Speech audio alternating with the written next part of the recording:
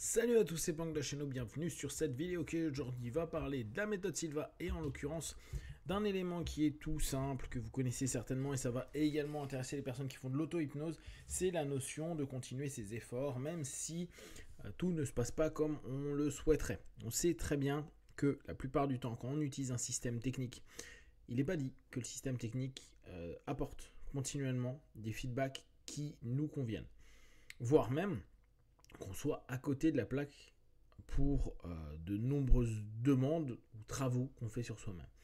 La méthode Silva, pour ceux qui suivent un petit peu les podcasts, pour moi, ça reste une méthode d'auto-hypnose qui va développer au maximum l'intuition dans une deuxième partie, une fois qu'on a commencé à mieux comprendre comment on peut fonctionner, comment on peut visualiser, comment on peut imaginer, etc. Et qui a comme intention de corriger les problèmes. Les siens, ceux des autres, mais avant tout les siens. D'accord ? Et il y a donc beaucoup de techniques qui sont proposées. C'est un stage de 4 jours. Toutes les techniques ont, dans un premier temps, une utilité d'apprentissage et aussi nous permettre de se rendre compte qu'on est capable, sur certains aspects, de progresser. Comme par exemple, j'ai des difficultés à dormir, mieux dormir, ou j'ai des difficultés à me réveiller le matin, mieux me réveiller. C'est des choses toutes bêtes, toutes simples, mais qui permettent de prendre de la confiance et de se dire ça peut fonctionner. Seulement, comme beaucoup de choses, à partir du moment où vous allez commencer à travailler des éléments qui parfois sont un petit peu plus complexes pour vous, il se peut que le résultat ne soit pas là. Et on peut se dire, soit j'ai fait une connerie, soit le système ne marche pas, soit c'est pas adapté à moi. Et là encore, il n'y a aucun système qui est absolu et qui peut vous garantir à 100% du temps que ça fonctionnera. Même si on connaît très bien dans le monde de l'hypnose toutes les personnes qui vont vous conditionner en amont pour vous dire non mais moi ma méthode elle est absolument géniale et il y a un taux de réussite incroyable et c'est plus du préconditionnement et tant mieux. Après vous avez l'effet de ce conditionnement qui peut venir plutôt que le système technique en tant que tel. Ce qui est difficile, c'est donc de pouvoir avoir une régularité dans les actions que l'on mène. C'est réellement cette idée de répétition et de continuité qui a du sens quand on travaille sur de l'auto-hypnose ou sur la méthode Silva. À savoir qu'il y a des périodes où ça est en nous, notre subconscient, notre conscient, nos intentions, notre technique, peut-être notre focalisation pendant ces moments-là, peuvent par moments être super performants, c'est-à-dire donner des retours incroyables. On l'a beaucoup au début quand on fait un système. Est-ce que c'est lié à la nouveauté et donc une hyper stimulation, une hyper confiance ou une hyper ouverture à tout ce qui peut se passer et dès lors on arrive plus facilement à voir les résultats? Ou est-ce que c'est parce que justement vu que c'est le début on est un petit peu dans quelque chose qu'on n'avait pas percuté, compris en amont et qui d'un coup devient plus clair et à partir de là on se dit waouh, le système fonctionne bien. Exemple très simple, on a la plupart du temps en hypnose des personnes qui peuvent avoir des thérapies qui ont été faites avant et qui n'ont pas eu de feedback particulier et pourtant quand ils vont faire une séance d'hypnose ils vont dire l'hypnose est incroyable, c'est ce qui m'a permis de me débloquer. Alors que la réalité c'est juste que ils ont à ce moment-là eu l'hypnose comme un moyen qui était un déclencheur orienté par rapport à ce qu'ils avaient fait par le passé et qui a permis de dérouler les choses, ou inversement des personnes qui n'ont jamais travaillé sur elles et qui pour la première fois se posent des questions plus internes, qui recomposent leur mémoire, leurs pensées, leur façon d'aborder les choses, qui se recadrent et qui là d'un coup font waouh, ce système-là est incroyable.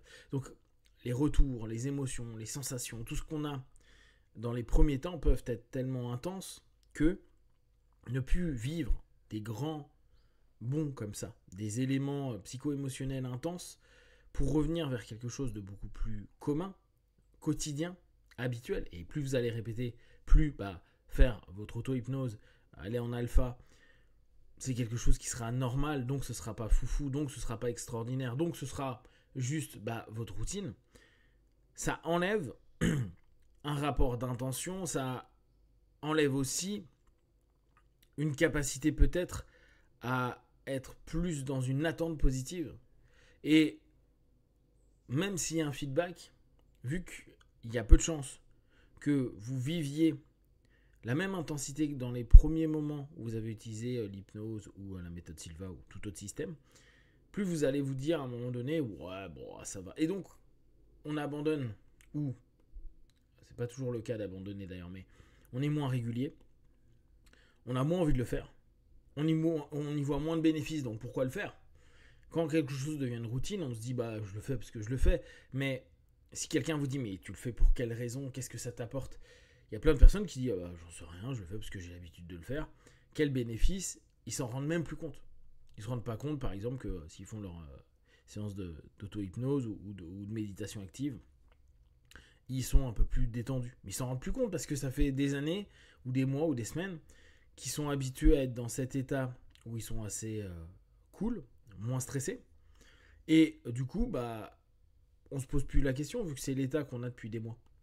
Donc, la difficulté qu'on va avoir, c'est que de la puissance de la nouveauté, de la puissance de la réussite, souvent quand on va commencer l'auto-hypnose ou une méthode X ou Y, on se dit, j'ai un objectif. Alors parfois on y va par curiosité, mais souvent les gens ont des objectifs. Une fois qu'on a atteint l'objectif, et souvent ça arrive au départ, bah, pourquoi utiliser encore le système? Ça a fonctionné. Et on le voit beaucoup dans la méthode Silva avec beaucoup de personnes qui disent, bah moi j'ai utilisé la méthode pendant X années, puis j'ai réussi à gérer mon problème, puis après je l'ai laissé tomber. Et ils viennent refaire des stages X années plus tard, parfois des décennies plus tard, pour dire, bon, en ce moment ça va mal, j'ai tout essayé, et puis je me souviens que j'avais testé tel système, donc la méthode en l'occurrence, mais ça aurait pu être l'auto-hypnose ou n'importe quel système que vous aimez, et bah, vu que je ne l'ai pas fait depuis longtemps, je reviens prendre des cours pour me souvenir un peu comment ça fonctionne. Cette notion d'abandon, elle est courante, et là encore, elle se comprend totalement. Garder continuellement des objectifs, c'est quelque chose qui est plutôt intéressant, mais il y a des moments où on n'a pas des gros objectifs. Et comme je vous dis, vu que c'est devenu une routine et que même si on atteint le micro-objectif qu'on a, on va trouver ça normal ou bah, c'est pas quelque chose qui nous apporte particulièrement des strokes, donc des unités de reconnaissance, de bien-être, de bonheur, etc. On va de moins en moins pratiquer et éventuellement, et ça on l'a beaucoup en hypnose, on se dit, bah, je l'utiliserai quand j'en aurai besoin. Et souvent, ce qui arrive en hypnose, beaucoup de personnes qui ont pratiqué ont utilisé l'hypnose pour gérer la douleur. Sauf que, comme tout système, et notamment pour la gestion de la douleur, c'est un rapport éducatif, c'est-à-dire c'est la répétition qui fait qu'au bout d'un moment, la gestion de la douleur se fait relativement facilement. Mais ne pas le faire pendant très longtemps, et se dire à un moment, oui, mais il y a X mois ou années, je me débrouillais bien dans la gestion de la douleur en auto-hypnose, j'ai mal, je me mets en auto-hypnose, bah là, à ce moment-là, il y a peu de chances qu'il y ait un retour satisfaisant. Ce qui ne veut pas dire qu'il n'y aura pas de retour, mais pas forcément satisfaisant. Ah bah j'ai quand même encore mal, bon bah je vais plutôt prendre tel ou tel truc, tel cachet, parce que mon auto-hypnose ne fonctionne pas. Bah oui, mais il ne fonctionne pas parce que tu n'as plus l'habitude. C'est comme si on vous disait, bon bah retournez courir alors que vous n'avez pas courir depuis des mois ou des années. Ça ne veut pas dire que vous n'êtes pas capable de courir, ça veut simplement dire que l'efficacité et le retour que vous allez avoir, il ne sera pas foufou les premières fois. La notion et la capacité à rester régulier, alors sans forcément dire tous les jours, etc., mais régulier, réussir à trouver encore cette espèce de curiosité, intérêt sur les retours qu'il y a. Et là, on reprend cet élément de la méthode Silva, l'attente positive, l'attente dynamique. Et prendre du temps pour se dire, quelque chose s'est passé. C'est cool, j'ai pu mettre en place quelque chose avec mon système, j'ai réussi à atteindre un objectif, plutôt que faire c'est normal, bon aujourd'hui j'ai moins de stress ou j'ai peu de stress, je m'en fous. C'est aussi important, parce que c'est ce qui nous permet de continuer sur le temps et admettre que tout n'est pas foufou, mais que ces petites choses-là peuvent vraiment nous apporter un plus qui est non négligeable. Si vous avez des questions et des remarques, partagez sur Facebook, YouTube.